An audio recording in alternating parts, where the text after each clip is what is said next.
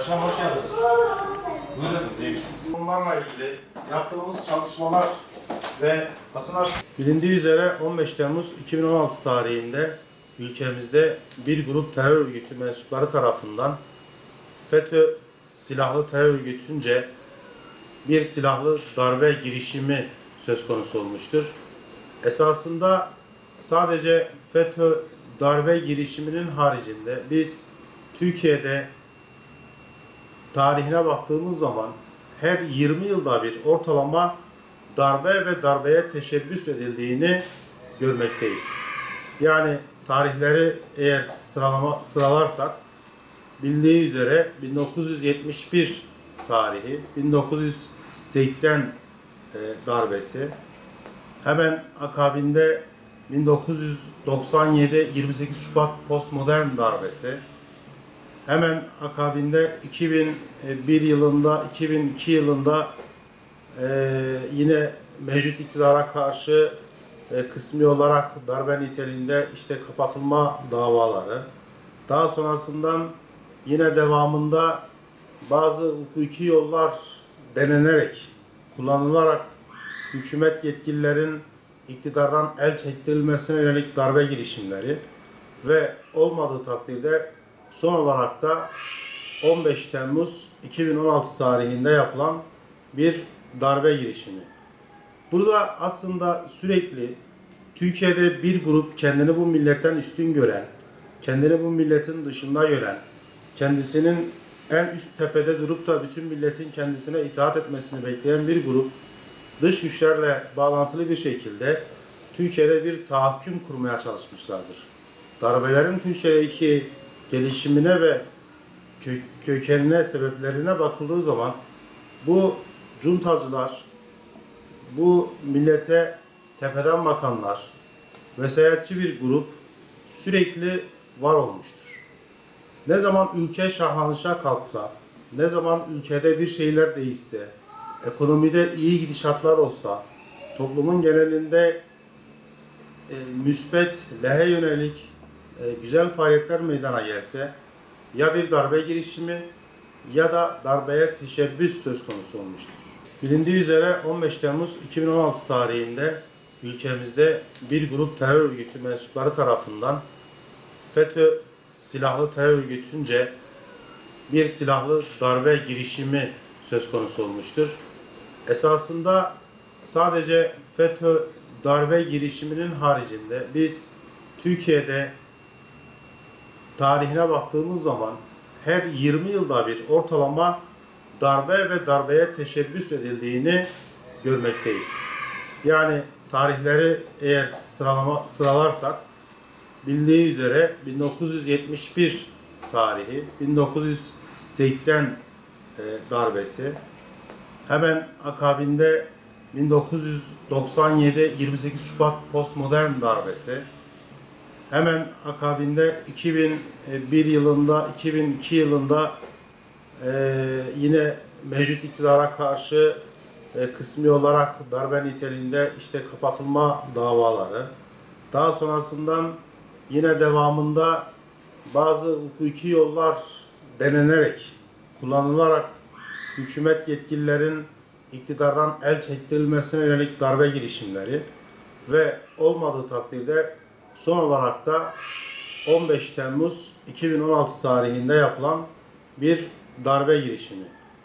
Burada aslında sürekli Türkiye'de bir grup kendini bu milletten üstün gören, kendini bu milletin dışında gören, kendisinin en üst tepede durup da bütün milletin kendisine itaat etmesini bekleyen bir grup, dış güçlerle bağlantılı bir şekilde Türkiye'de bir tahakküm kurmaya çalışmışlardır.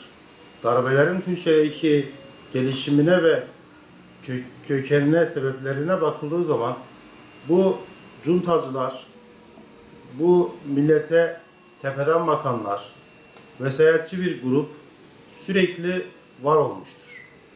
Ne zaman ülke şahlanışa kalksa, ne zaman ülkede bir şeyler değişse, ekonomide iyi gidişatlar olsa, toplumun genelinde müspet, lehe yönelik güzel faaliyetler meydana gelse, ya bir darbe girişimi ya da darbeye teşebbüs söz konusu olmuştur. Burada da açıkça görüleceği üzere kendini bu milletten üstün gören bu gruplar genellikle de dış güçlerle bağlantılı bir şekilde hareket etmektedirler. Bunlar Orta Doğu'da başta ülkemiz olmak üzere Orta Doğu'da emelleri olan, Orta Doğu'da Büyük İsrail Devleti kurmayı planlayan devletler ve bunlara uşaklık eden bazı kesimlerdir. Bu kanlı fakat diğer 15 Temmuz'un diğer darbelerden ayıran en önemli özelliği en son yaşanan 1980 darbesinde insanlar yani bu millet darbeye ses çıkartmamıştı. Buna uymak durumunda kalmışlardı.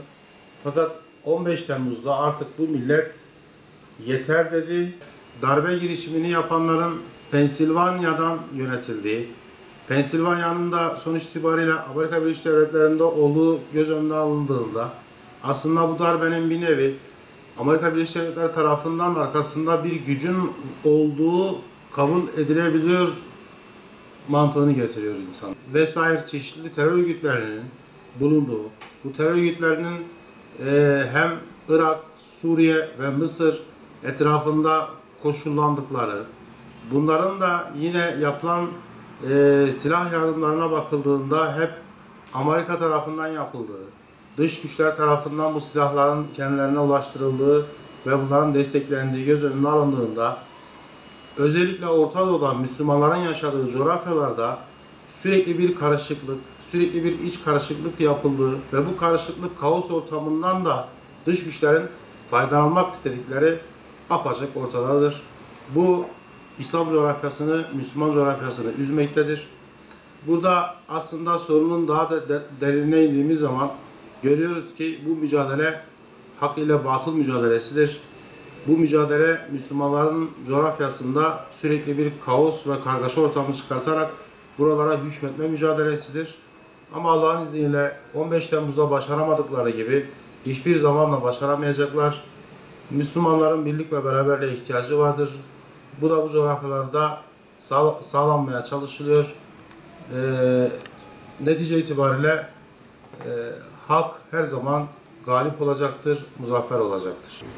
15 Temmuz Anadolu'da Müslüman halka Anadolu'daki İslami gelişmelere, Anadolu'nun kendi özünde tekrar dirilişine engel olmak, onları Anadolu Müslümanlarını tekrar köle durumuna getirmek için emperyalist Amerika'nın, emperyalist İngiltere'nin, Siyonist İsrail'in yapmış olduğu bir darbe teşebbüsü olmakla beraber bununla birlikte kültür, ekonomi ve askeri anlamda ülkeyi işgal etme projesi olarak da görebiliriz. 15 Temmuz her ne kadar bir örgüte mal edilse de, FETÖ örgütüne mal edilse de herkesin bildiği üzere bu emperyalist Amerika'nın Müslüman Anadolu insanını tekrar hegemonyası altına alma çabasıdır. Müslüman Anadolu halkı İslami hassasiyetlerinden ve imanının gereği olarak bu alçak darbe ve işgal girişimine karşı gerekli olan cevabı vermiştir.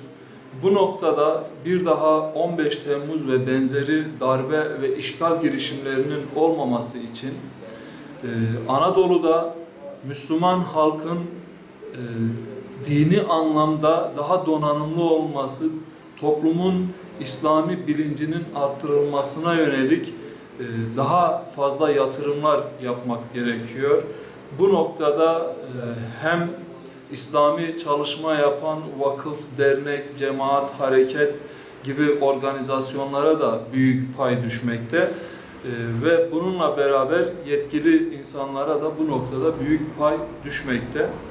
15 Temmuzlar bu ümmete, Anadolu Müslüman halkına vurulmak istenen prangalardır ve Müslümanlar bu topraklarda olduğu sürece 15 Temmuz ve benzeri darbe ve işgal çalışmalarını, darbe ve işgal projelerine karşı dik durulacaktır ve bunlara müsaade edilmeyecektir.